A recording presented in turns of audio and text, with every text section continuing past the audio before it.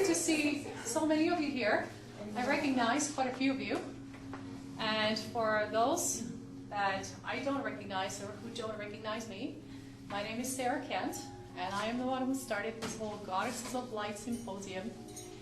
And the whole reason for this symposium is so that like-minded people come together and discuss things that we normally are not able to talk about, whether it be angels or energies or karma, past lives, right?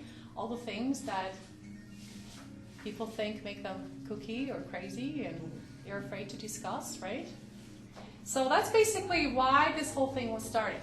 Many of you have been here before. You have seen the format of the meeting before. Today it's going to be a little bit different.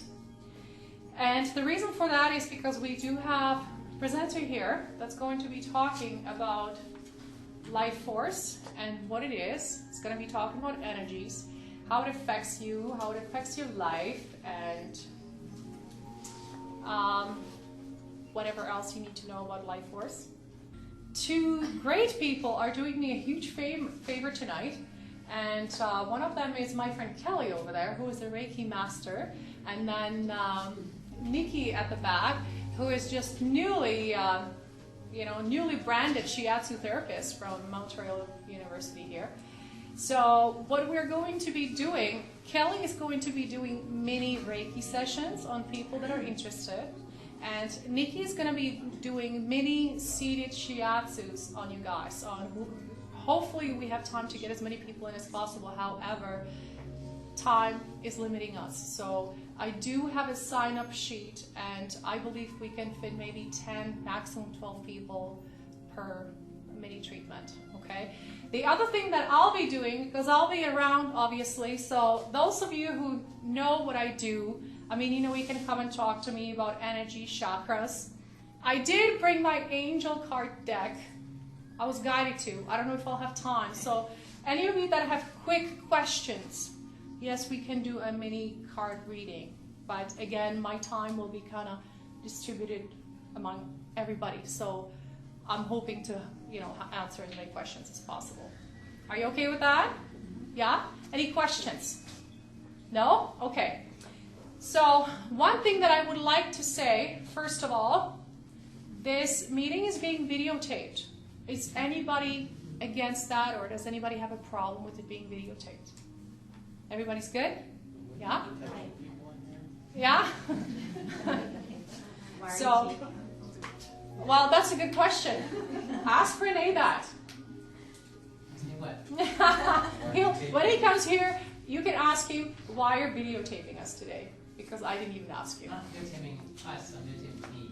Yes, so, it's vanity issue here. Back of your heads will be nationally televised. So yes, it is being videotaped today. So for as long as you guys are okay with that, it will be easy going. I would also like to announce the next date of this meeting. It's going to be a little longer in between because that's the first date I could get, and that is October 18th. I believe it's a Tuesday. And what we will be doing, we'll be actually learning how to do angel card readings. So anybody that's interested in that, definitely come. And do bring your own deck, okay? For all the people that are considering coming, when we're all mingling, please come and see me. I would like you to write your name down on a piece of paper for me, if that's okay, okay? Even if you know you're like 50-50, come and write your name down, okay? The other thing I would like to say, and I said that at the last meeting, some of you may not know what I'm talking about, but we do have the converted Dalai Lama CDs here again. And for those of you who don't know what that is, it's a Dalai Lama. It may or may not be Dalai Lama. I'm not going to go into that. Most of you know what I'm talking about. But anyways, we have a CD that has been converted to a 432 frequency, which actually tends to repair your DNA, and it enhances healing of your body. And what we're doing with that, just so you guys know, Dalai Lama does not sell that CD. You can download it on websites. However, some of them have been pulled down, from what I understand, due to the controversy of it being him, not being him on the disc. However, what we're doing, because when I heard the CD, that CD to me came through the sound table that I use for the treatments that I do. And those of you who have tried it, who has been to see me, you guys know what I'm talking about. But that CD I have converted to the 432 frequency, and everybody falls in love with the CD. So although you can have a free downloaded version at home. The one that you can purchase here for $5 is a converted version, and what we do with the $5 is donate it. It's donated. The last one we donated to the Humane Society, which was $100, which is pretty good for a $5 donation per disc, right? And the one before we gave was $110. So I really wanted to make sure that that gets addressed. Kelly is going to be doing her treatments in the treatment room across the hall here, and she will be actually playing the Dalai Lama there. So if you guys like it, she will have them there for sale as well, and it is $5 for a donation. Okay? Do you have any questions at all? No questions? Wow. It's like deja vu here. Yes. I have a question. I've not dealt with any of this before. So if I were to do one of the treatments, which one would you suggest a brand new person do? Any of them. Okay. So what Reiki is an energy treatment, right? So that one works with your chakras. It heals on, because Kelly is a Reiki master, her healing works on emotional, mental, and physical levels, spiritual and energetic. Shiatsu works on those same levels, however, through physical acupressure points, so to speak. Okay, so have you ever had anybody had acupressure done or anything like that? Yeah, so it's basically pressing of these acupressure points on your body.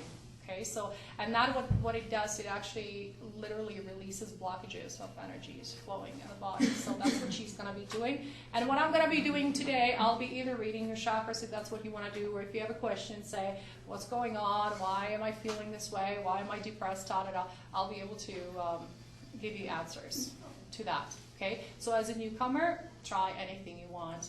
Like I said, the 2 Reiki and the Shiatsu, it will be limited. I will have a list for each practitioner so you guys can sign up. Everybody else, you guys, I believe you're free to watch what Rene is doing for the readings over here. The other things you're going to be free to do is to go through these energy products. And Rene is actually the one that creates these beautiful things. They do work. And for all of you who are energy sensitive, you will actually feel them. Okay? So I know a lot of you had experienced them. The one thing I do want to encourage you to do, with the exception of this beautiful manifestation plate, those plates that I have had here in the past, you can literally just grab, take your shoes off and stand on them. Okay? You will feel the energy. And if you're not sure what you're feeling and whatnot, you can definitely ask me, because I'll be able to help you out and let you know what that plate is doing. And same with these little guys over here. Those are energy plates. What you can also do, if you're looking at the pendants, you can take them out of the package and hold them in your hand. Usually, if you're right-handed, hold it in your left hand. If you're left-handed, hold it in your right, so you can feel the energy better. Okay? Some people feel it better when they hover the pen above their hand versus holding the pen. So just so you know. Yeah. You will feel sensations like tingling. Some people feel breeze, or can go even deeper than that. Okay, so you guys are more than welcome to, when we're mingling and doing all the talking, you're more than welcome to try out those plates. However, you have to take your shoes off. You can keep your socks on, but you have to take your shoes off to actually get the benefit from them, and not to put your print marks on from your shoes. So anyways, are you guys ready for a nice presentation? So let me introduce Rene Hamilton, who is the inventor of Inner Soul Technologies and who is inventing all these, like I said, beautiful energy products. He will be speaking about Life Force. Life Force. I will turn the volume down, yes. They think I'm not getting the symbols. Getting smoke signals soon. Yeah. I do not know Morse code, so please don't even try. But yeah, he's going to be talking about Life Force, like I said, what it is, what it does, why it's good to know about it. And if you have any questions, please go ahead and ask. We will be limited as far as asking questions on a personal level when we're right over here. You can ask him questions, just try to make them quick, because the goal is for you all to get your life force measured. That's why we are here, for all of you to get that done. Yeah? Are you guys ready? Yes. Here you go. Okay, Rene, the stage is yours.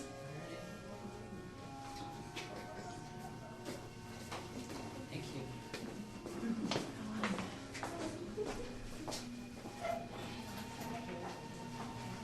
Well, thank you so much for showing up here today. I really appreciate it. It's a lot of information I want to pass on to you today. Not sure how many times each of you has been here, where you're at as far as your understanding of energy, life,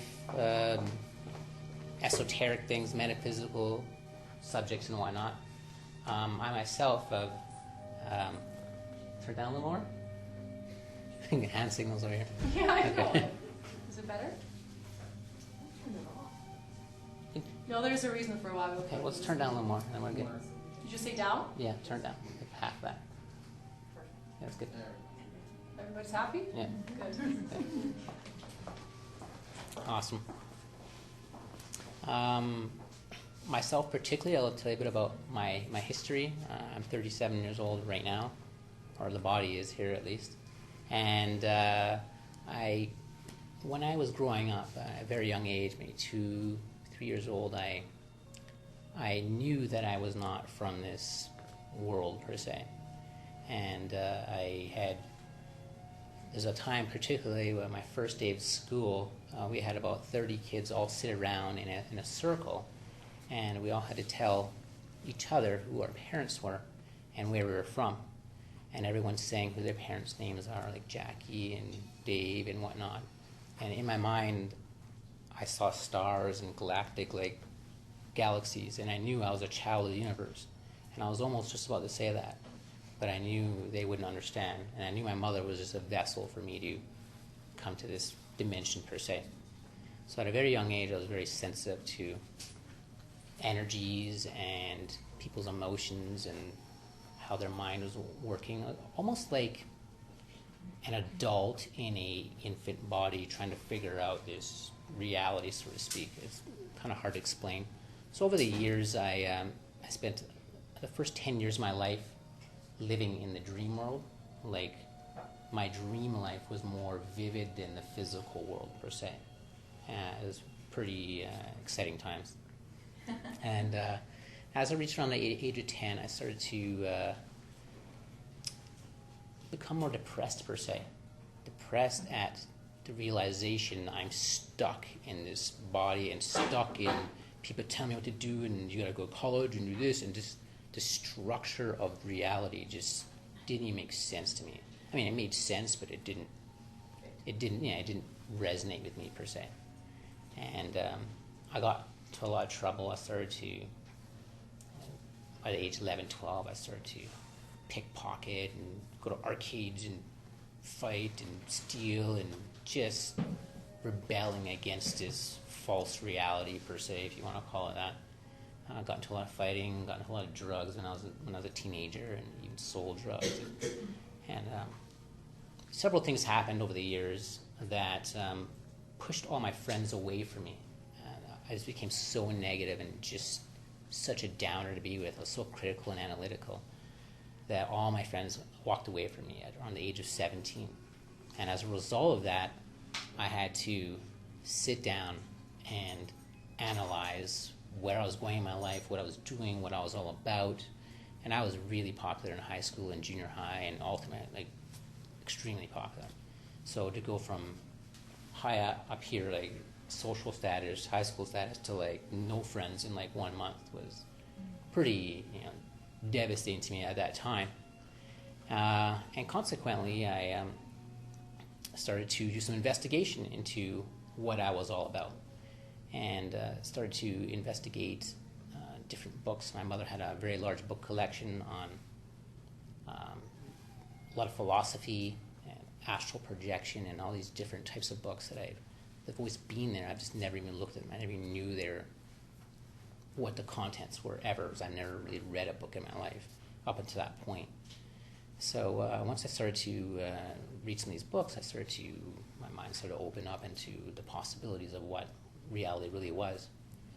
And it was a short time later, about 6 months later, I had spontaneous realizations on a couple occasions that lasted hours, like 10, 12 hours of like complete download of what I was, where I'm going, what I need to do to get where I need to be.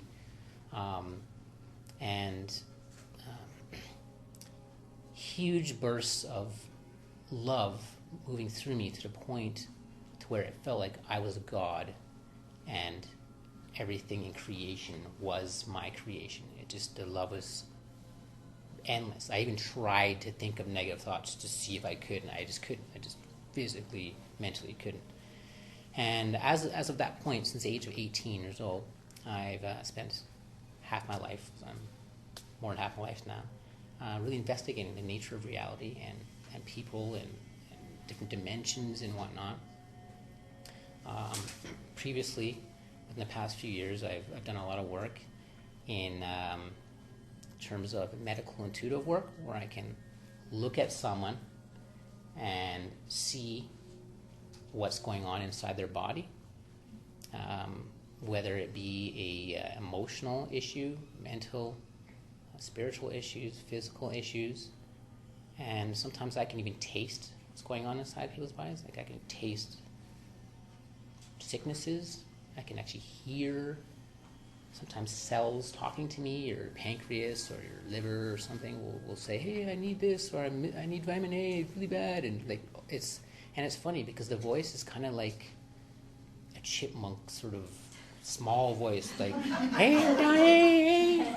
It's really funny. It's really interesting. The voice, it's very fascinating.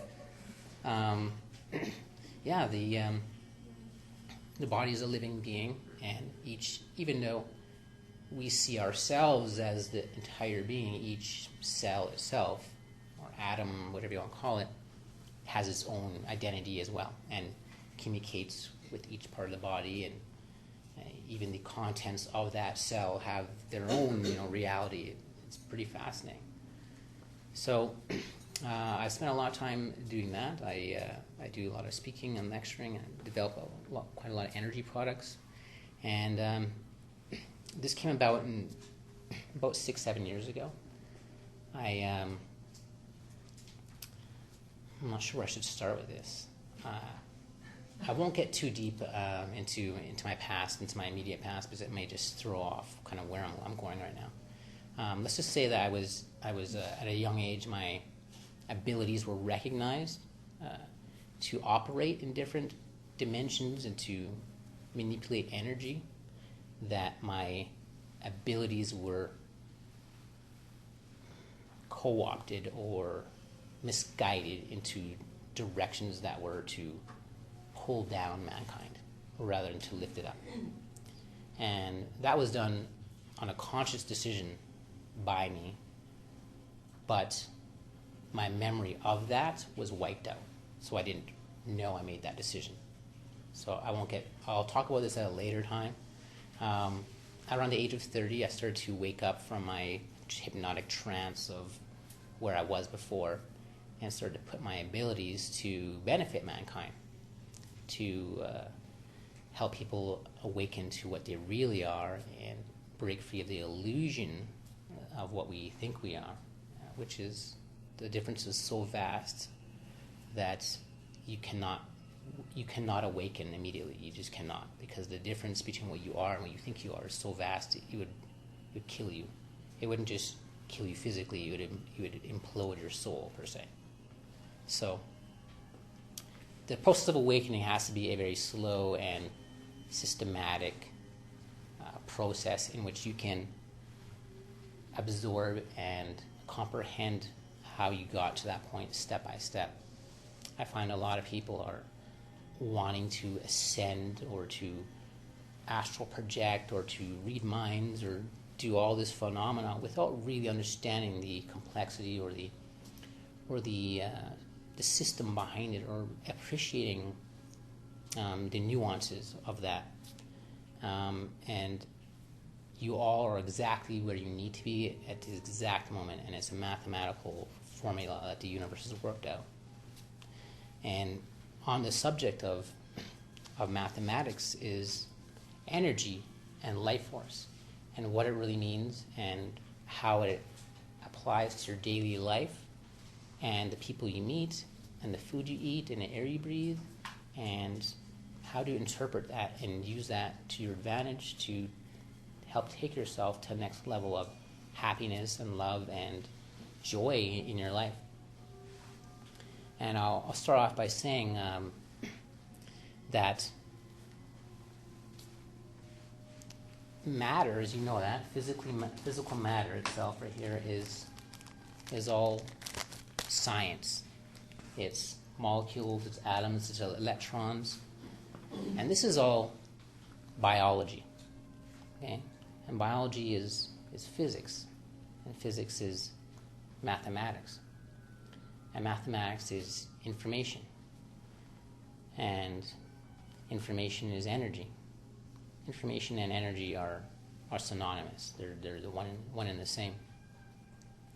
So when we're looking at a floor or a wall or your cell phone or whatever, you're looking at a mathematical formula. It actually has a numerical digit to it. There are some people who actually see things in numbers. They don't even see objects. They just see numbers as just the numerical representation of what you think you're looking at, per se. Your mind is capable of perceiving things in innumerable amount of ways.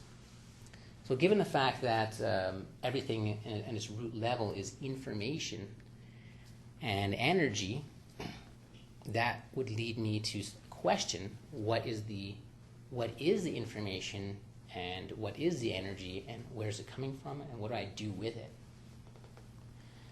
I'm sure you've all drinking a glass of water, but what is water? Can you tell me what water is? Kelly? What is water? What is water? Like, what is it? Is it alive? Is it dead? Does it have function? Like, what is it? All through our bodies. Yeah. You know, it's hard to say. It's hard to really say, right? Because it's outside of us, right? We've been told water is, you drink it, it keeps you alive and whatever. But water is information. Okay? Everything's information. Okay? What information is it? That's the question. What kind of information would you want? Energy. Energy information? You want good information? You want bad information? Good. Good information. Okay. So, all you would choose good information. Yes? No? Good information. Okay. Do you sometimes choose bad information on purpose? Not usually on purpose, No? I think. No? Subconscious. No? Do you ever have a bowl of ice cream? No. No? Okay. What kind of information do you think is inside a bowl of ice cream? Sugar. Okay. So let's just break it down to our day-to-day things. Let's use, for example, a prescription pill. Now, it's not the prescription pill that you're taking that actually performs the function. What's happening is scientists are actually creating chemicals that carry information, okay, like a program. And they're putting this information inside a pill in the form of these chemicals. And you're taking it, and the chemicals transfer the information to your brain and tell your brain to do this, blah, blah, blah, blah. And then your body starts to react to that. Now, I'm sure you've all heard of side effects. Are there really such things as side effects? Do you think there's side effects? I think there are effects. But what's the side effect? An effect is an effect. What is a side effect? Like, it's an effect, but it's on the side. It's right beside me. You know what I mean? So why would there be a side effect that's negative in a prescription pill or an effect? If they're designing it from the ground up, why would there be a negative effect? Do you think it's by accident? Think about that. Yeah. Just something to think about. So, when you eat an apple or a steak or a glass of juice or whatever you're taking, what you're taking is you're taking information and you're absorbing the information. Okay? Everything you touch is shooting off information and receiving information. So everything is like a radio tower and receiver at the same time. A piece of dust on the floor is, one of these power plates is, your earrings, your hair, everything is just transmitting and receiving. Just one big information exchange. Now, what is life force? It's the force of life, the force of energy, the force of information. Okay? So when we're dealing with food, water, people, whatever it is, we're actually exchanging information. Now, when you watch TV or horror movie, I know Sarah does not like to watch horror movies, she said, because it downloads her brain with negative information. So she just doesn't even want to watch it. Now, whatever you're watching, whatever you're touching, whatever you're interacting with, you are absorbing the information. And what is the information doing to you? Are you able to control what it's doing to you? Are you aware that you're actually absorbing it, or you just think you're watching a movie? So I can assure you everything that you come in contact with is going into the information, is embedding into you in one way or another. So paying attention to energy is very important in terms of how you interpret life and how you program yourself for life. And I'll give you an example. I can have a glass of water that's right here. Okay. Would you say that this is pretty clean water? No. Yeah. No? Bottle. Bottle. Okay, well, compared to, say... Yes. Okay. Yes, You okay. get my point. Well, We think. you do have a point, because the water appears to be clean, just like if I had two friends and they were twins and they're guys and they played football all the time, and one of them had a really bad attitude, just negative person, and wherever he goes he just causes fights, causes problems, he's always just attracts negativity to him. And he has a twin brother who's just the most nice guy, just caring, very considerate, awesome guy to be around. So let's just say that they're both dirty, they're both, football playing or whatever. They come home and they're all full of mud, and they both take a shower, and they're both standing in front of you, and they're both clean. Are they both really clean? No? Yeah? What would you say? Kelly. Is it Kelly? No, because one of them is going to be giving a more positive Mhm. energy than the other. Yeah, So it's not appearance, it's how they feel. that's how they feel. So cleanliness is not appearance, it's more of the integrity, Yeah.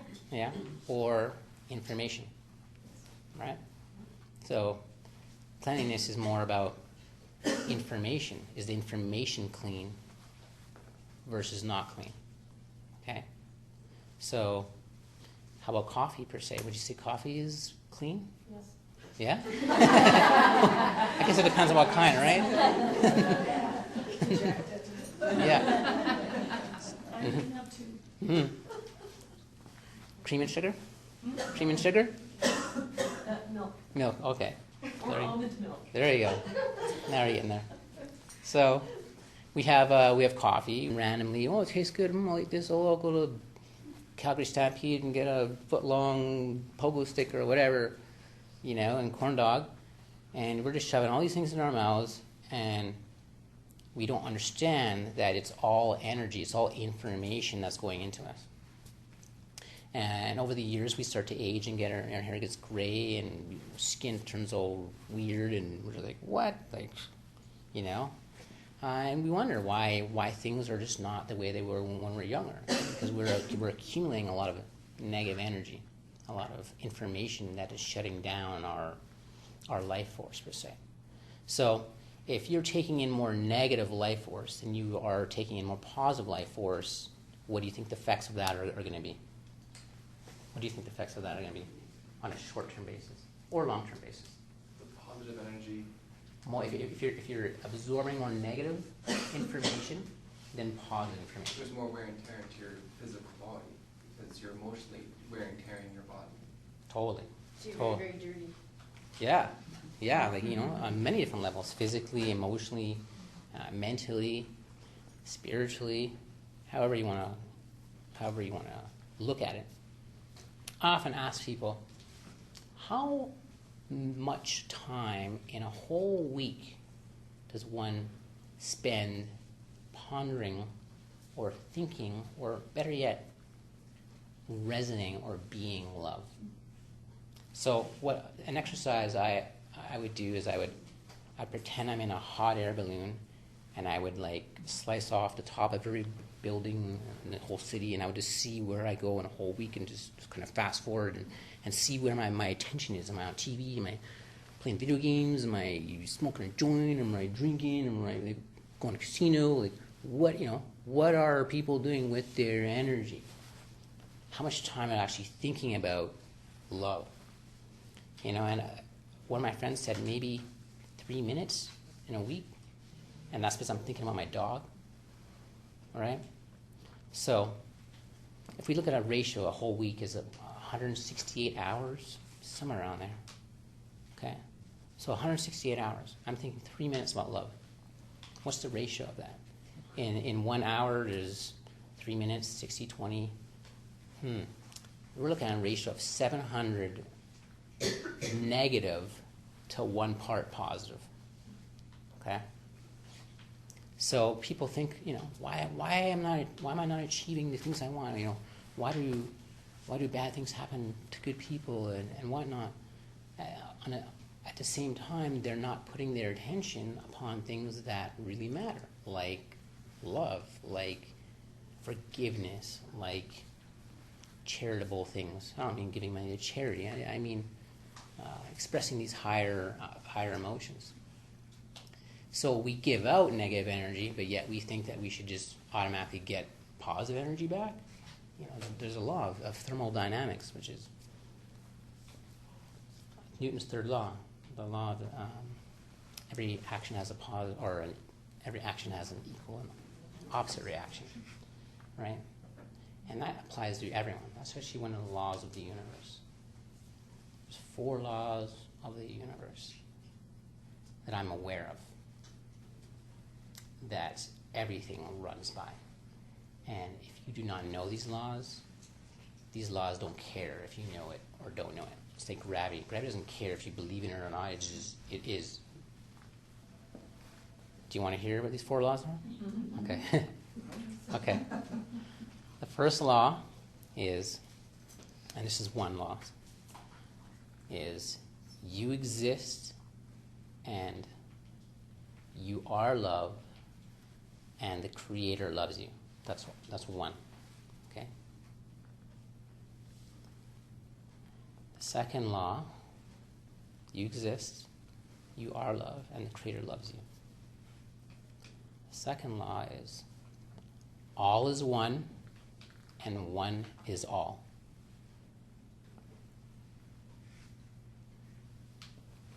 All is one and one is all.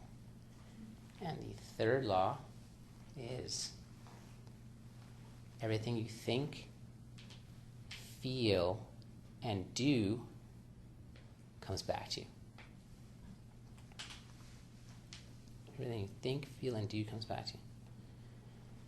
And the fourth law is everything changes except the first 3 laws. Okay? That's a very important one. Very important. Now, there are other laws that stem from those 3 laws.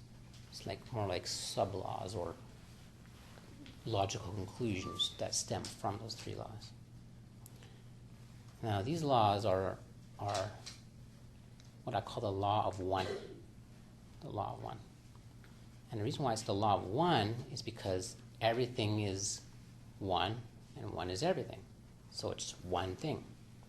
So, for example, us in the room, it appears to be we're all separate, but it's all one thing. This one thing is so creative, it created itself into trillions and zillions, unlimited amount of shapes and sizes and whatever. It was so creative, it created this individuality. However, it's one thing. I always use the analogy of like a football field. There's a trillion blades of grass on the football field. And every blade of grass thinks it's its own being. Yet it's one lawn. It's one living lawn, all connected together. So the universe is one massive living being, so creative, from the atom to the cosmos, is one thing. Just the biggest thing you could ever think of. You can't imagine how big it is.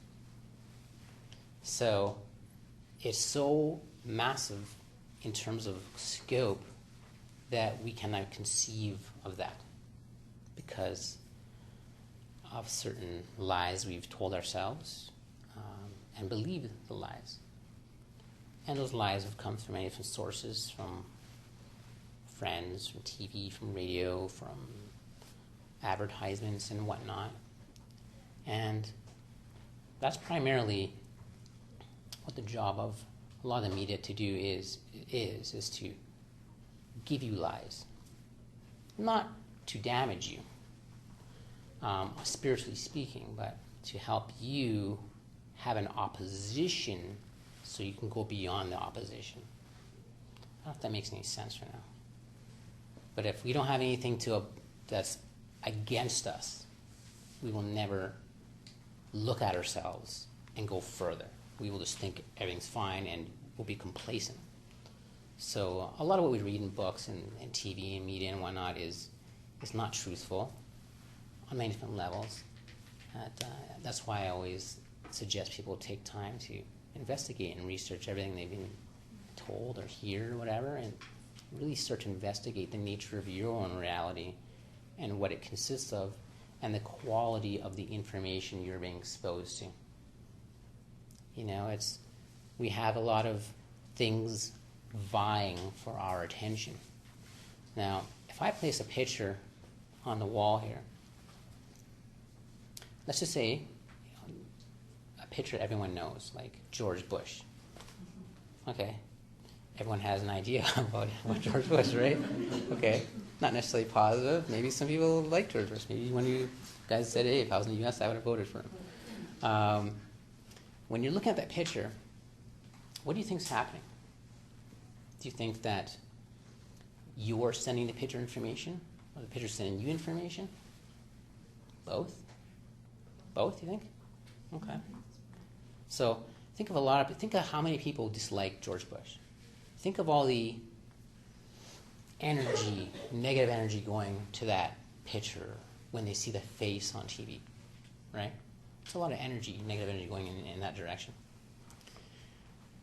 Now, when one places their attention upon any object, what do you think the first thing that happens is? Your focus, your attention, your energy is going there. Okay? So the more people who look at George Bush's image and hate him, the more, what is he getting? Energy? So another thing to ponder on. That's why advertising works so well, because they want your attention. Why do they want your attention? Because they want your energy. Right? Everyone wants your energy. Minus a few people who really love you. Okay? Everyone. That's what's really happening in the world right now. It's not about money. It's not about oil. It's not about political power. It's about energy. Now, the more energy, life force you have moving through you, the more you are a source of life, particularly to other people who don't have as much life force moving through them. So people who have disconnected themselves from higher amounts of life force tend to target individuals who have a higher life force so they can get their energy, because they don't have a lot of energy and they need energy to survive. By not a lot of energy, do you mean being negative or just really low in energy? Both are synonymous. Okay. the less energy you have, there are some nuances into that. There are some people who are generally positive people, but literally have fibromyalgia maybe and just can't get out of bed. They're just low energy. Then there's people who have lowered their life force in such a way that they are negative. They cannot see light. They cannot see the goodness or the divinity in anything. And they're constantly looking for targets. Targets to steal, targets to beat up, rape, murder, scam, you name it. It's all there. So life is about energy. Life is about who's got the most energy, who's doing what with the energy, scamming the energy. I mean, think of income tax system. Think of how many people are 300 million people in the United States, and 25% of each of their checks is being cut. Just tax right off top. Boom. And maybe 100 million people are actually working in the United States. But that's a lot of energy. I mean, people worked for that, and they're not getting anything for it, right? So what do you think the taxation system is all about? Building roads? Building the roads? Oh, we don't pay taxes, so can't build the roads. Trust me, it has nothing to do with roads. To energy. It's about energy. But where's energy going? Okay, so you pay taxes, it goes to government officials, it goes where? Like where? Where's the energy? Follow the trail of the energy. Where is it going? Where's your energy? Where's your energy going? Okay? So, these are things we really need to pay attention to and to really take it seriously, but not too serious. Not too serious to where you become depressed or start becoming OCD or freaking out or whatever. But really paying attention to where you are, where your energy is, and what you're doing with it. It's very, very, very important. For example, water right here. I've measured the life force, which I shall show you all a little later on, and I'll be giving you each the reading of your own personal life force on this machine right here afterwards. I've measured the life force of the city of Edmonton's water. Now, I call this the Vibra Electro Life Force Scale that I've sort of devised. And it's measuring the vibration of the electrons in any object. And the higher the vibration, the more positive unified life force value. And when I say positive unified life force value, I can measure the life force value of something, but unless it's unified, meaning all is one and one is all, then it's not really real. So, positive unified life force value. There's also a negative life force value as well. So everything has a positive and negative life force value. And for the average human that I've measured, thousands of people, up until about 6 months ago, I would say the average human I would measure would be between 20 and 100. No, I'll put this into perspective here. The life force values go from 0, meaning none, to infinity, just forever and ever and ever. So 0 being none, average humans 20 to 100 on a scale that goes to infinity. That's not far from zombie land, from The Waking Dead, I'm telling you. Okay. It's pretty dismal, okay?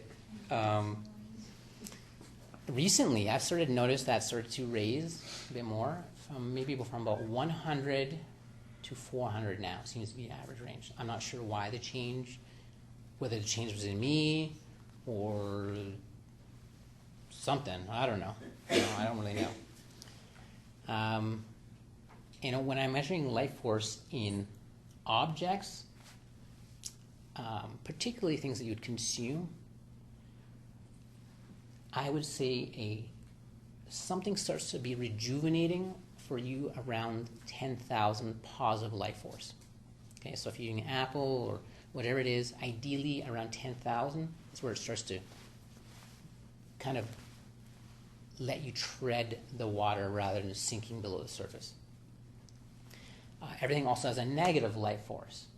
So your ideal range of negative life force would be none, which would be 0. However, anywhere between 0 to 400 negative seems to be, your body's able to deal with that. More than 400 starts to unbalance you. Okay, so that being said, Edmonton tap water is about 1,200 positive, so not quite 10,000, okay, and negative 153,000. So remember, 0 to 400 is suitable range. 153,000 negative is outrageous. Now,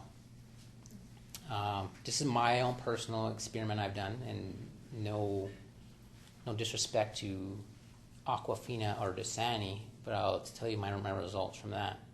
Aquafina's positive life force value was about in the areas of 800 or so, and negative 12,000 for Aquafina. Okay, it's a bit better than tap water though. Okay, but Dasani was quite shocking, and I've tested many bottles. That's about 600 positive, 73 million negative. I would have to put a black magic spell on my water to make it that bad. I'm not even joking. I'm serious when I say that. 73 million? How? What's that? How would that compare to pop? Is it worse? How would that compare to what? Pop and Coke. Like soda pop. Is it the same? Well, Is it Coca-Cola, worse? I measured, and that was about 200 positive and 125 million negative. And Diet Coke was 250 million negative. Just negative information. I'm measuring the quality of the information. You have a question? So it's probably the same as hers. So you said that the positive life force is the electrons bouncing and moving, and that's the positive. It's the higher integrity energy. So the negative, how is that measured? What I'm measuring in the positive is how unified the energy is in terms of how much in harmony it is with the universal life force, with the cosmic energy. Okay? The negative, what we're measuring is how unbalanced it is, how out of balance it is, per se. So you could have positive and negative at the same time, and we all do to one degree or another. So when I'm talking about information about Dasani or Coke or whatever it is, it's the information that's in that liquid that's causing this to happen. It's not the liquid itself, but the information just happens to be trapped in that liquid. So it's kind of like walking through a grocery store and you see all the boxes of cereal, Cocoa Puffs, and whatever it is, and they have all these advertisements, Tony Tiger and, the Jackrabbit guy from Kellogg's or Rice Krispies, whatever it is. You're looking at an advertisement. Okay, you're not seeing the contents, you're just seeing the advertisement. The advertisement could be anything. It could be a lie, it could be truth, you don't know. But if you could see inside the box, through X-ray vision, then you would see the real truth behind what the information is. But So, can't you protect yourself against that? pardon me? Like if you're walking in a grocery store, Mhm. you don't have to focus on that. You can just kind of protect yourself, like Doesn't- put a shield. There's nothing to protect yourself from. If all is one and one is all, what do you need to protect yourself from? Well, you're talking about negative Mhm. information. Yes. Okay, I see what you mean. Like for example, you come across a product that's not positive per se, and you want to deflect that away or shield yourself from that. Well, it's you can do that or you cannot do that, depending on the perspective you take. If you take the perspective that all is one and one is all, then you will see that that product is you, and you don't need to defend yourself from it. If you take perspective of I'm separate from that and that could harm me, then putting up a shield would work. Totally depends on how you're looking at it. I know for many years. I know for many years I would wear a lot of pendants to the point where I'd look like Mr. T. Okay, I'd be like weighing down, just like. Okay. I'd have all sorts of like beamers and stuff in my pockets, and I once met a guy who I have a similar sort of meetup group in Edmonton, and he came in one day, and I could see all this irregular shaped chest, like I'm like, what is with this dude? And at the end of the talk, I'm like, what's up? What's going on? He's like, hey, I like your products, and yeah, I'm checking them out. I'm like, what's with this? What's wrong with your chest? And he pulls up his chest, and he has duct tape, like, foot, and he zips up, and just like big chunks of metal, and I don't know, like big hunks of crystal, like inches thick, just like, I'm like, what? It was insane, man. And he was like, there's UFOs after me, there's this after me, to put this protective field up, and stuff taped on his legs, and I was like, whoa, buddy, it's like a suit of armor. It was like insane. So, you can get carried away at certain times. Yeah, it was pretty fascinating. So,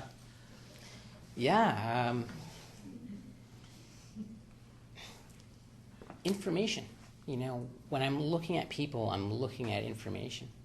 And I'm looking at a conglomerate of information. And not impersonal, like, oh, you're just a number, or like in jail or something. More of you're an energy field, a compilation of information. Now, I'll tell you something really interesting, and this is a true story. There's a friend who I grew up with, a very good friend of mine, and we stopped hanging out around the age of 13 or 14. And about 6 months ago or so, I was holding a meeting, just like this one here, at a local church, and they have conference rooms that you can rent out for a few hours at a time. And as I left the church, the foyer, they have a chapel in there, and on the chapel it said so-and-so's obituary funeral thing.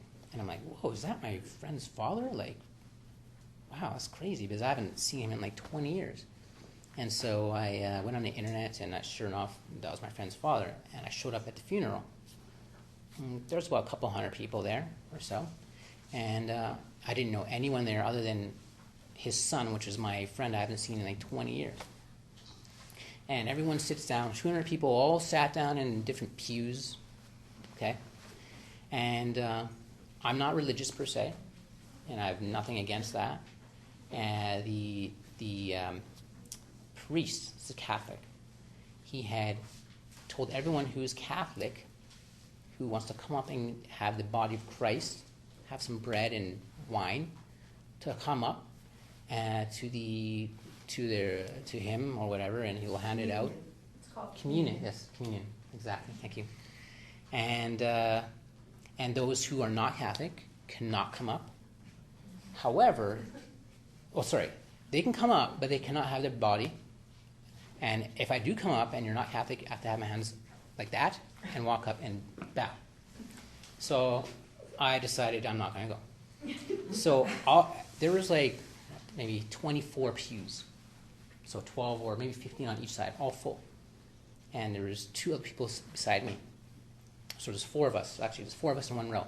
So everyone in the whole place got up, except my whole row. What are the chances of that? What are the chances that the universe arranged all of us in that row? All right? Mathematical information sequencing.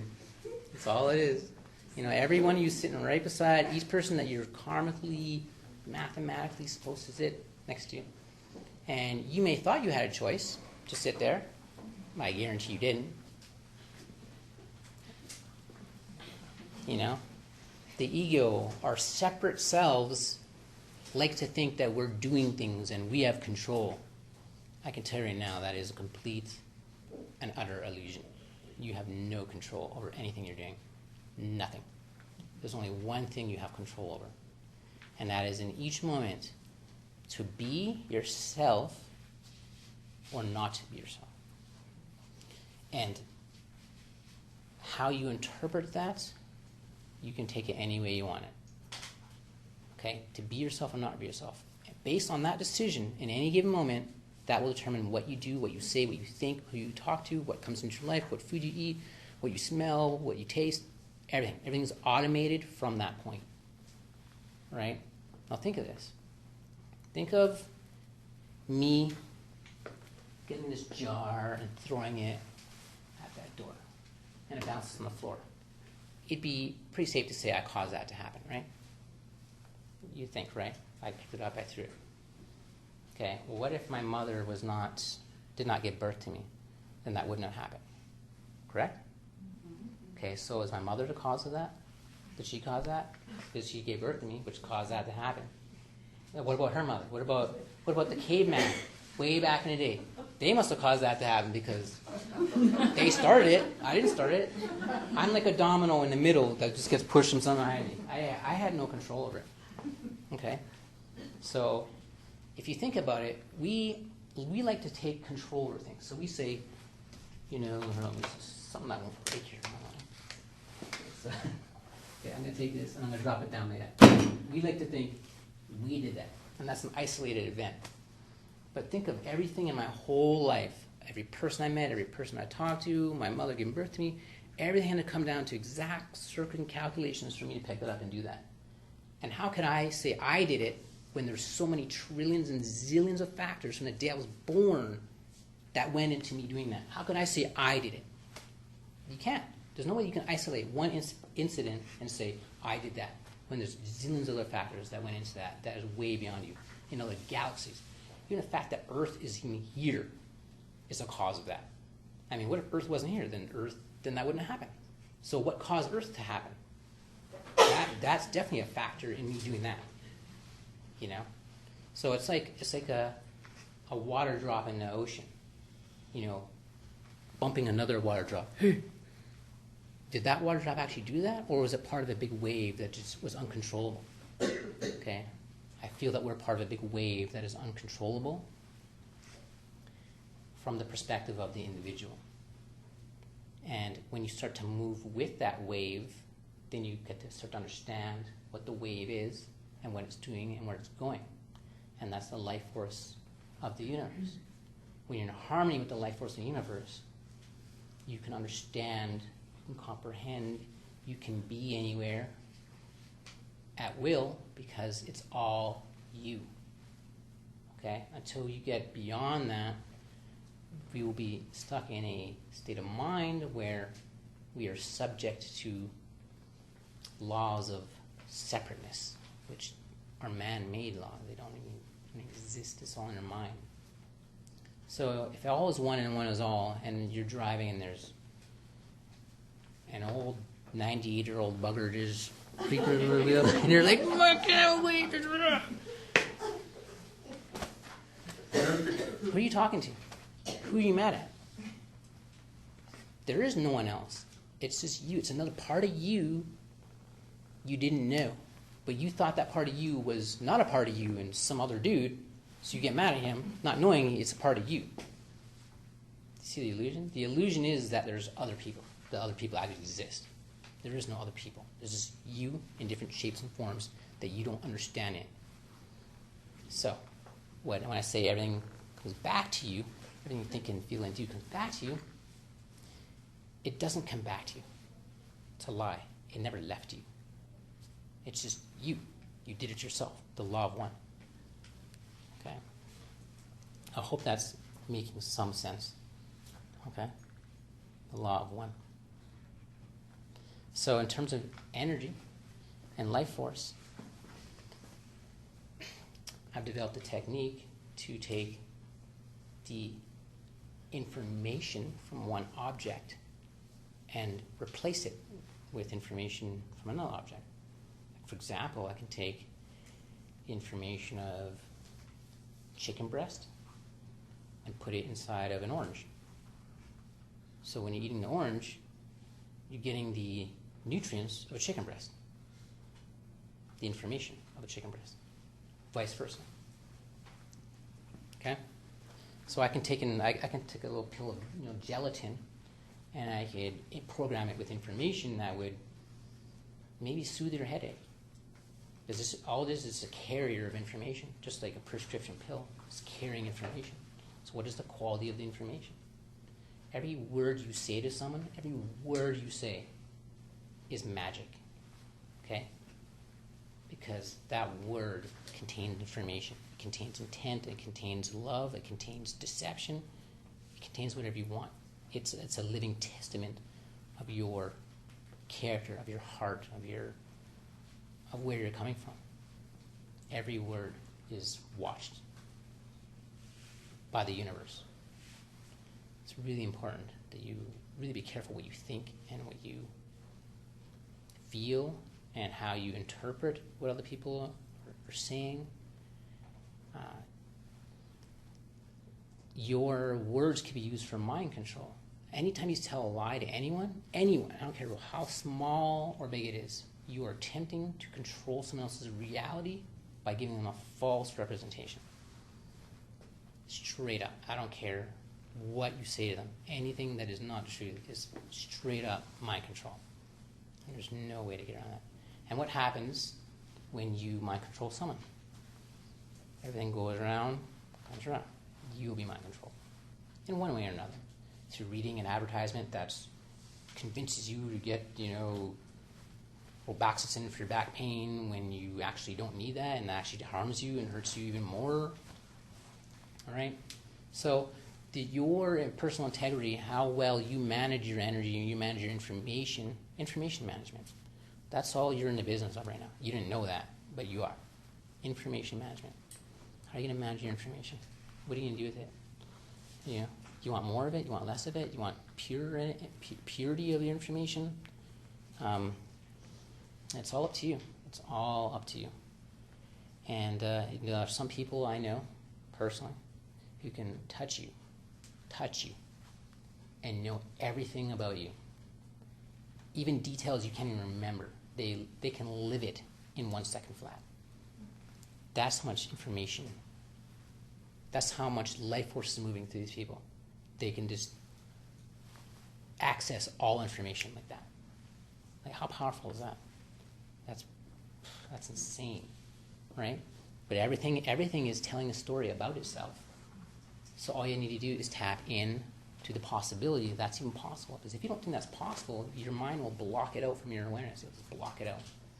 Right now, I can see shapes, colors, images, sounds, taste, smells coming from all of you in different ways.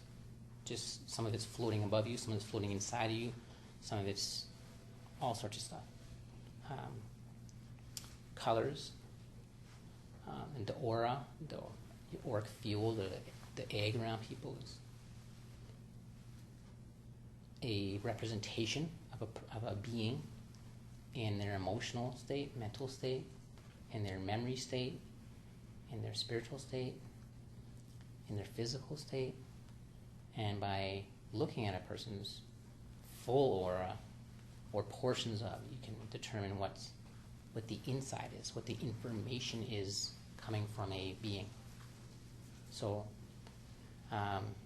is it a gift? I don't think so. I think it's natural to be able to read information and process it and send it back. I think it's unnatural to not be able to do that. I don't think it's supernatural to see an aura. I think it's natural. I think it's unnatural to not see auras or read information. And why shouldn't we read information or anything? That's why we're here, to process information and to do what we want with it. Some people choose to devolve. Some people choose to evolve. And either way, that's okay, because it's the universe just experiencing itself through that expression at that time. So is there good? Is there bad? Depends on how you interpret information, whether it's an event is good or bad, or whether the event actually means what you think it means to begin with. I used to think when I was a little kid, would call me, it's one example. I remember I was like 12 years old, and this girl was pissed off at me because I was hanging out with this guy who she liked, and I want him to go to the store with me rather than hang out with her. And she's like, "You blacky packy." Because she didn't know about me. Standing in black and just, I was like, oh, and you know, back in the day, I just get so triggered so easy, right? And blacky packy, yeah? Like that. So, yeah, that being said, what was my point? This brings back some memories. Yeah, you know, back then it pissed me off. And why did it piss me off? Well, let's just say if someone calls me hypothetically a nigger, and I get really pissed off. Why would I get pissed off? I'd probably get pissed off because somewhere down deep inside, I really don't know who and what I am. And the fact that they said that, they might actually be true. What they're saying might actually be true. I might be a nigger, whatever nigger is. And I don't want to be a nigger. So I'm going to rebel against them and fight them to prove I'm not that which I'm afraid of becoming. Okay?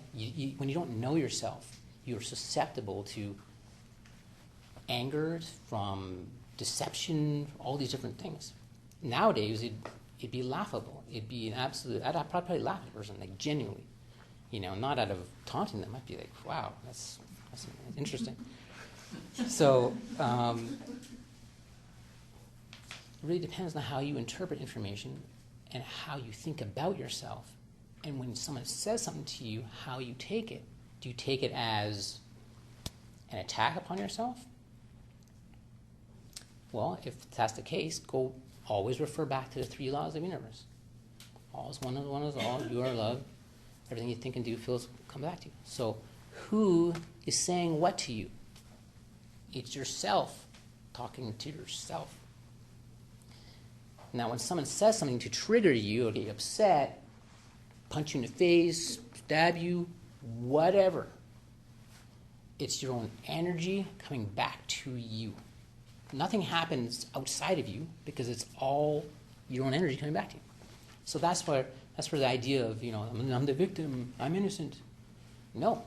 Somewhere down the line, whether not even in this lifetime, could be your past lifetime, you did something, and the universe is trying to show you what you did so you can go beyond it. And that's where people randomly attack us, and we just can't figure it out. Because, number one, there is no other people. It's all your own energy coming back to you. And the other person, by hurting you, is showing you a weakness you have within yourself that you need to overcome. Now, that particularly is useful in dealing with emotions. You know, someone, you know, a lover, you know, hurt you really bad or whatever, and you need to overcome certain deficiencies in your thought to get beyond that. You know, and I can go into psychology of 50 different subjects. We just don't have the time to do that, and I don't think you get really bored of listening to that. However, you must take charge and responsibility for every thought you have, every emotion you have, every action you take on every level, down to the atomic level. And only then you will be in control of your life. Because if you think there's someone outside of you or something outside of you happening, then you're always going to be giving away your what? Energy, your power, to something outside of you that doesn't even exist. It's like a phantom, always evading you. You never find it. It's particularly with money. Oh, I can't get a job. I 10 resumes, and you know, it's got to be something with them, not something with me. You know, there is no outside, and everything that you're experiencing, when you walk outside now and see the sun out there, that sun literally exists in your own mind. Your mind is projecting the sun and the moon and the floor beneath you. Kind of like if you're driving in the middle of a country road, there's no street lights, and you have a Hummer, and your Hummer has an awesome lighting system, and you're driving, and you can see the road in front of you, but only 20 feet at a time. Okay? Everything else is pure blackness. That's how reality works. It's a void. There's nothing. It's just an empty void, and you're literally projecting reality out of your brain, hypothetically, not hypothetically, but symbolically like 20 feet in front of you.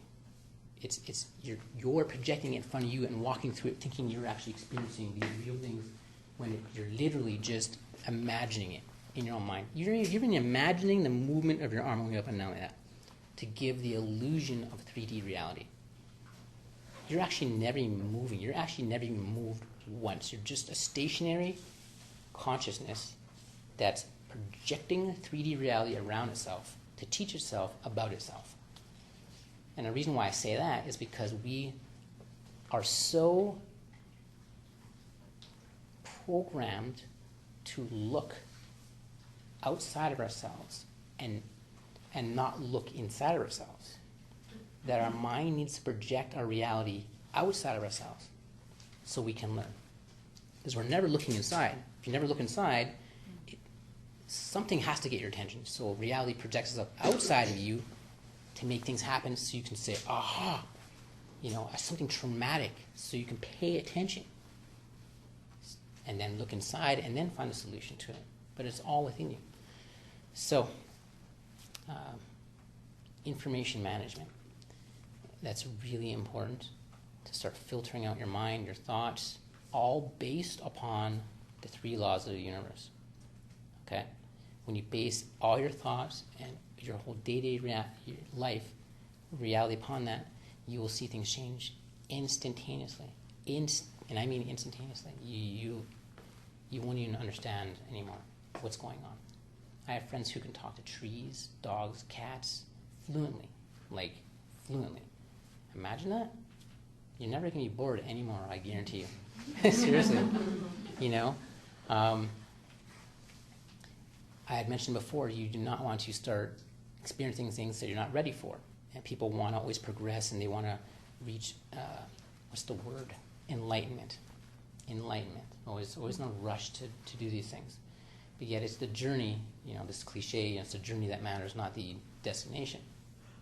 And you are exactly where you need to be. And people you meet on the street who are bummed out or breaking the houses or doing drugs and laid out or whatever, they're exactly where they need to be. Their soul has put them there to experience that life in that moment. And even if they attack you, they're not attacking you. Because the moment you feel attacked means there's a weakness within you that needs to be resolved. So they're helping you. They're pinpointing, they're like your angel in disguise, pinpointing a problem within yourself that you need to fix. And that actual person laying on the ground is actually you in a different form that you don't recognize as you just yet. But you will. And then you'll see that your eyes are everywhere because you are everywhere. And therefore you can move your consciousness to anyone you want. Again, I remember eating spaghetti at one time and feeling what it's like to be the fork and spaghetti going down my throat and the table all at once. Like, talk about information. Like, it's no longer just eating spaghetti anymore. It's like a major, tripped out acid trip or something. Okay? And your consciousness can expand beyond what you think your body is to encompass the whole universe, to encompass what the whole earth feels like, or a whole city block. And I merely just make the intention to tune into each and every one of you, and I could see and feel emotions and kind of identify with where you're at and what you're feeling and whatnot. And you'll be able to do the same once you start to turn your mind into a receiver and transmitter consciously, because you're all unconsciously doing it right now. Not all of you, but most of you. So the mind, I'm going to be wrapping this up here pretty soon, but the mind is like a satellite dish. It's transmitting and receiving energy. And right now it's stuck on channel 1, which is our version of the universe and the way we mass consciously think it operates. However, we can change that. We can actually switch to channel 2, 3, 4, and sometimes watch multiple channels at the same time. And there are a lot of people who do that. They can actually operate on simultaneous dimensions at the same time. In one dimension, on another dimension right now, you, Nicole, are reading a book, sitting in like a red chair rocking next to a light post. You look similar, maybe a little more stern and a little more 1800s-ish sort of. Okay? just sitting there, some light is reading, kind of a little stern personality. Okay, but that's happening right now. You're just not aware of that. And what you think is a past life is actually simultaneously happening, because there's time is just an illusion per se. So, yeah, things are really interesting. So, I will. Anyone have any immediate questions right now? And then I'll move on to talking about some stuff I've done. I was wondering if you could expand on the first law, First law, because I don't you are love. really understand it. You exist. I can't experience Okay. it the way I can experience the others. You exist. Okay, meaning that you. I'm not talking about what you are. That's a different story. You exist. Okay, I'm not saying the whole exists, or whatever you think you are, but you exist, and it's up to you to discover what you are. Okay, and the Creator loves you, and you are love. But you need to figure that out in your own way, come to your own understanding on that. So if you're that, then everyone else is the same, because we're all, So once you start seeing everyone and treating everyone like they are princes or princesses, and understanding if they're lying to you, or they're making, they're against you, or they're making a mistake, that the soul is directing that, and that by you judging them in their perfection of their role, of their character, is vanity. Okay? And you're putting yourself above. You basically think you're a god at that moment. So I'm going to leave you with a couple of things. I'm going to talk about the 5 passions of the mind. I'm going to tell you what they are. And then I'll talk about a couple other things here with some of the products and what they do and why they do what they do. And how they work, and how they can benefit you, and how you could possibly learn to make your own products or not even need them anymore. So there's 5 passions that control almost everyone you know, and control you in varying degrees. One is called anger.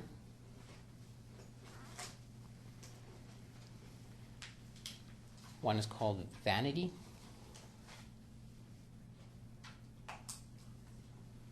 Anger, vanity, lust, and that is not specific only to a sexual situation. Okay?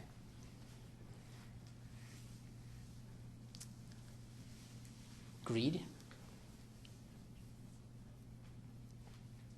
and undue emotional attachment or over-attachment. So, that would be the opposite of those laws of the universe. When you're operating in the world of the ego or the world of duality, it's those 5 passions that run. You could basically say, if there is a Lucifer, whether it is or not, that's for you to discover. That being would control those 5 things. Okay. The Lord of Illusion. Okay. So, lust, anger, greed, vanity, over attachment. So what I'm going to talk about right now is some of the things what I've been able to make, some of the inventions and what they're able to do, and just you get a grasp and a better understanding of where I'm coming from and what technology is now emerging, and that you could hopefully, if that's what you wish, to do even greater things and come up with things that, astound you. Certain things I've done have astounded me. I didn't know I was capable of. And slowly learning to unlimit my boundaries of what I think is possible or not. And I noticed that many of you are wearing some of these pendants I've made. And I've had people wear them for a couple of years and still ask me, I still don't understand. It's doing something, I just don't understand what it's doing or how it's doing it. Well, I'll give you a couple of different explanations. I'm sure all of you have seen television shows where in a doctor's office or something, or not office, an ER, where someone has a heart attack and they go unconscious, and the first thing doctors do is they get these pads, defibrillator pads, and boost someone's heart back up with electrical energy, electricity. So our body is running, our heart's pumping on an electrical circuit. Okay, what powers that circuit, and what is electricity? Well, you could stop drinking and stay alive for 3 to 10 days, maybe 2 weeks if you're lucky. So it's not water that keeps us alive entirely. You can stop eating for a year, and then you'll start to get malnourished and probably pass away because of malnourishment. But if you stop breathing for 3 minutes, it's pretty much going to be game over for you. So, your breath is keeping you alive. What is it in the breath that's keeping us alive? Oxygen. Well, what is oxygen? It's energy. Okay? It's also information. So there's a life force. Now remember, your heart's pumping on an electrical system. So oxygen is gaseous electricity. So it's electricity. We're breathing in electricity that's keeping our heart going. So electricity is life force. Okay? Keeps everything running. So what we've been able to do with these pendants, per se, is absorb or transmute the electrical potential in the atmosphere and amplify it through the pendant into your body, in a very focused way. Each pendant amplifies and focuses the energy or the information in a different way. So it's like raw, blank energy, just pure energy, and the information, the way the pendant is designed, takes that raw energy and puts it through the pendant in a different way for each pendant, depending on what we've done to the pendant and the different design and shape and certain nuances that we've sort of put into the pendant. And a lot of people ask, is there magnets in here? Is there microchips? Is there batteries? There's nothing in here that you would say is a physical substance that would be causing the life force to be moving through that. It's an understanding of geometry and certain dimensions, and basically taking energy from one dimension and stepping it down into this dimension. Not really stepping it down, but creating a gateway per se, or a vortex, what I call it. So what are the effects of it? Well, one of the first and foremost things that we've been able to document is puts up an energetic field around your being that helps to take energy waves, like electromagnetic frequencies, ultra low frequencies, things that are not harmonious with your body, and almost like you said, almost puts up like a protective field around it, but not quite. Almost like amplifying your life force so much that lower energies cannot even, they don't resonate, they just come off. And I'm not talking about what someone says to you. You could be wearing this and get pissed off. That's doable.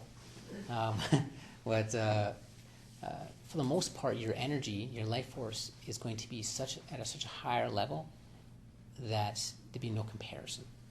Like, for example, the average person's life force, I said now, is between about 100 to 400. I've gotten measurements into, I'd say one of the highest measurements I got with when a person wearing a pendant was in the trillions. Average person probably in the one to high hundreds of billions. And that's all the time. So imagine you had a very heavy-duty sickness per se, and you had 1 million white blood cells to help ward off any bacteria or whatever. Well, imagine if I was to dump 800 billion more. What would happen? You'd have more resources to fight off whatever it is because you have more life force moving through you. So that's kind of the premise behind these, and the effects are just unbelievable on many different levels. And I can't really say anything medically because FDA or Health Canada will come crashing down like the Twin Towers on my head. So I don't really want to go into that. You know, a lot of people have had experiences that are just mind-blowing. And some people have had none. Some people have wear them and, no, just nothing. And it all depends on your nervous system, the way your body's set up, the way you interpret reality, and just your state of consciousness to begin with. I would say the great majority experience something pretty immediate, if not within the first few days. So I'll move on to something really interesting here, which is probably one of the more popular products. And I'll open this up very briefly just to show you what I'm talking about here. Now, I was talking to you before about being able to take energy, information, and transfer it and move it into different things. Well, what I've been able to do with this vial right here is take the information, the energetic essence, over 150 organic fruits, vegetables, and nuts and grains and beans, and embed it into this vial. Now, what you do is you place the whole vial itself into water or your bathtub, and I'm not meaning opening it. Don't open it. Just leave it closed, and it's going to send these nutrients out into your water 24/7. Never stops working. And I'm going to get you to hold your hand out for me, Cheryl. And let me. Should I do my left hand or the right hand? I'll just tell if you feel anything unusual. You may or may not. Feels cool. Yeah, feel like a little breeze maybe. Yeah, it's just emitting 24/7. So it's pretty remarkable, and again, the results have been quite astounding. I went from eating about 3 meals a day. Well, I dropped one whole meal a day. And I was working out a lot. I wanted to gain weight. I was taking protein shakes and stuff, and I started using this, and I couldn't put on any pounds because I wasn't putting enough food in my body that I wanted. So I had to stop using this, particularly just for that period of time. But I noticed my energy shot up dramatically, and my appetite went down really fast, like really, really fast with that. So I've had a woman, and I'm not making a medical claim here. This is just synchronistically what she said. She said her son was born with this condition that no one's been able to diagnose, some yellow blotches over his skin and just weird dermis issues with the skin. And he's about 2 years old now. And this is about 4 months ago she told me this. But about a month and a half earlier, she started giving him water with this that the vial had been soaked in. And synchronistically, at the same time she started giving him the water this was soaked in, that condition gone, and it has not come back. And he was born with it. Again, I'm not making any claims, but that's synchronistic.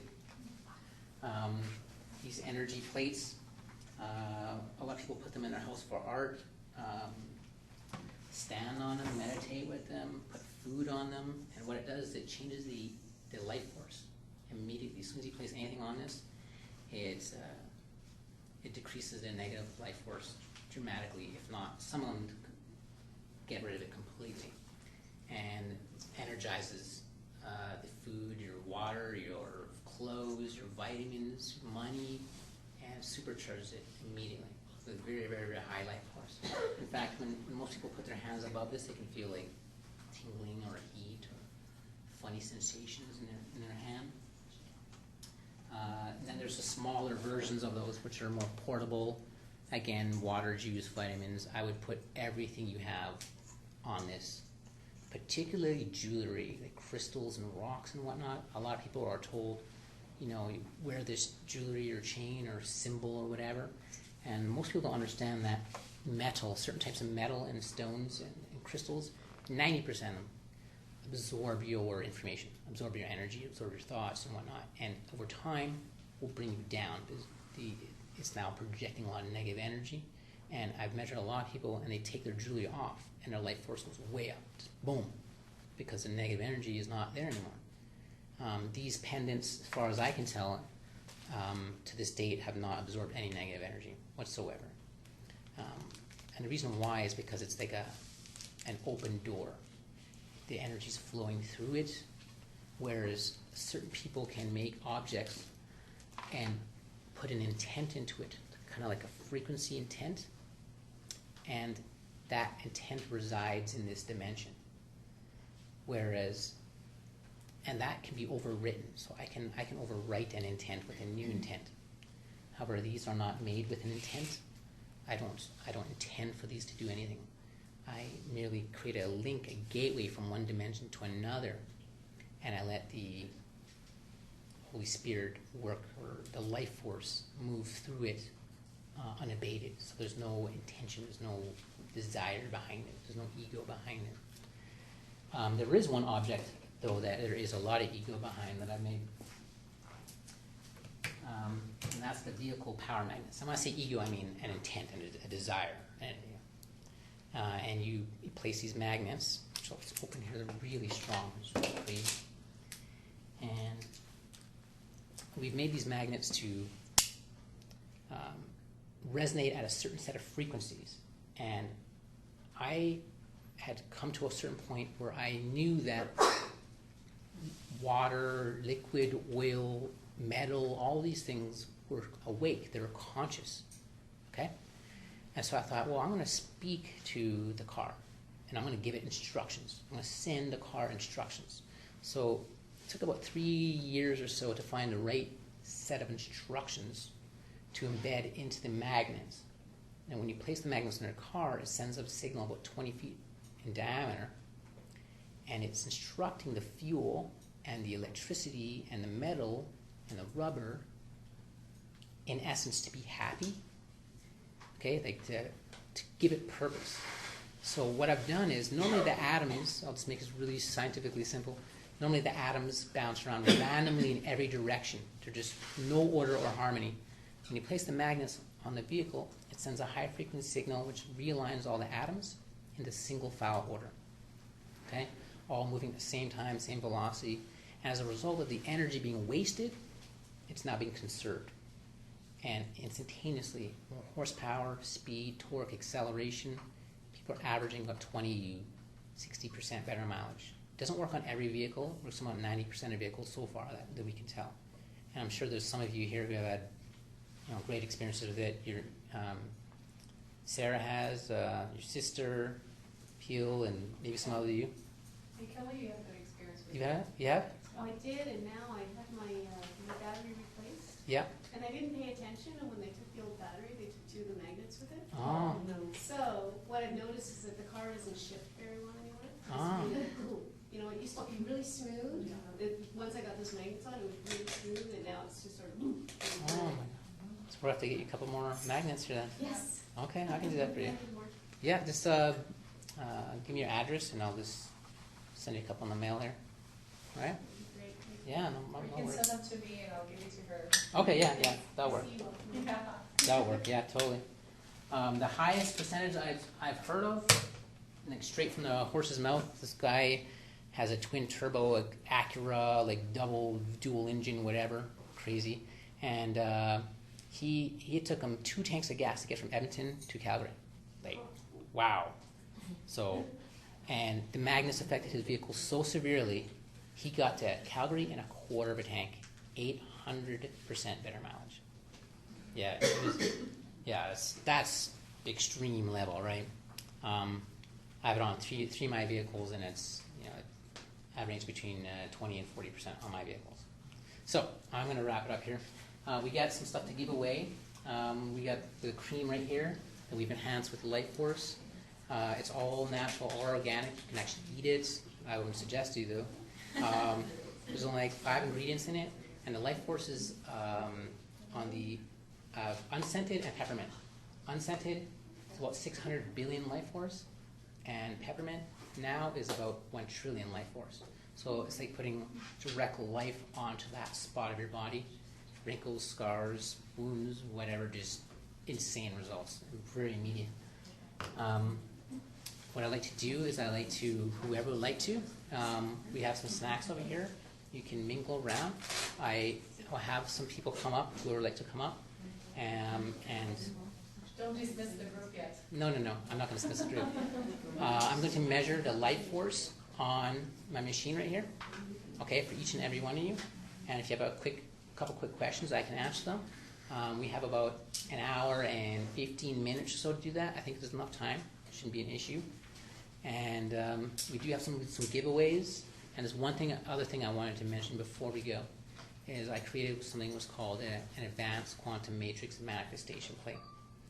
And what that does is, this machine right here is called a VibraScan, and it measures the vibrations and scans different frequencies and fields, and you can also attempt to program reality with that, attempt to.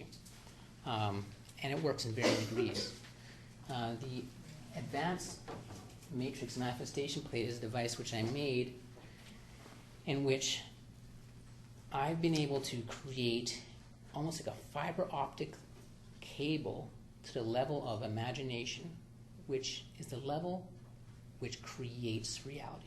Everything comes from imagination. Someone had to imagine this, the floor and the walls and the ceiling and the clothes, and everything is a manifestation of imagination.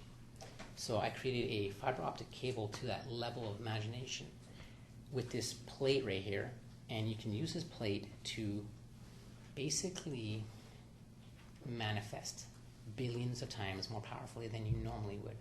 And I mean, I've seen results in minutes where people, I have about 15 video testimonials on YouTube, and I have about 30 more to put online. And I'll just briefly show you, if you want to come talk to me later about it, this does what that attempts to do. You basically have a desire pad right here, and you have a intensity dial, and you have what's sort of a frequency sort of dial. It's not really a frequency, but we'll say that for argument's sake. And you simply put your desire on the pad and dial in the frequency with this dial here, and using the stick pad, which I can show you later. And it literally broadcasts out of this portal right here into super amount of dimensions and pulls that desire back. And it may not happen immediately. It may happen in 5 minutes. It may happen in a week. It may happen in days. I've had a woman who, I'll just give you a couple of quick examples. I had a woman whose brother had bought the plate, and she came over and she was pregnant, like due any time now. And she doesn't really believe in this stuff, and he's like, you gotta try this plate, it's amazing, you wouldn't believe it happened. And she's, yeah, okay, I'll try it. She just doesn't think anything of it, just doing it more to please him. And she couldn't think of anything to manifest. So she thought, well, her last pregnancy was very painful, like extremely painful. So she put a manifestation on a piece of paper, had a pain-free pregnancy. She went into labor about 4 days later, and her doctor could not believe that she was in labor for 6 hours, not a shred of pain, nothing. Doctors had never seen before, no epidural, nothing. Just gave birth. And she came back to her brother a few days later and was just ranting and raving to everyone about pain-free pregnancy. And he's like, well, don't you remember you put that on there? She's like, oh my God, yeah. It was pretty insane. I had a lady who's next door neighbor, whose dogs were just freaking out. Just every day of the year, dogs would just go crazy and barking all the time. Put a manifestation here for dogs to be quiet. Next day, done. And never again has dogs made a sound. And I have it on video. Just like a week ago, I met with her. I've had a lady who's an artist, a friend of mine, and she's just an amateur artist trying to get her name out there. She put a manifestation to get her art out there and just have abundance. Next day, she gets a call out of nowhere. Hey, I heard you're really good with art, and she got selected out of X amount of people in Canada to draw the portraits of 50 women who were murdered by some dude or whatever, and she getting paid by the government, and just to take off 2 years off work and just pay her to do this, and reaching her dreams, and the list goes on and on and on. I had a fellow who went to court because he had tickets. He got caught for speeding, and the cop and him got an argument, and the cop beat him up and charged him with all these charges. So before he went to court, he wrote something to the judge personally, like, he's explaining his side of the story. Put that on the desire pad, went to court next day, handed it to a judge before he went up to plead, and judge dismissed his cases. Boom, dismissed. And just over and over and over again, I get crazy testimonials. So it sounds a little hard to believe considering there's no electronics or no batteries or nothing. You're like, whoa, how does that work? But I guarantee if you put your hand above this, you'll feel hot, tingling like air, like electricity in it coming off this. It's very, very powerful. And I think it's even more powerful because you don't have to plug it in. So I don't know, that probably doesn't make sense to you, but anyways, I'll let Sarah continue on here, and we're going to do some giveaways or a draw or something of that nature. And any questions you have, feel free to come ask me here, and we'll do that. Thank you so much, Sarah. Thank you.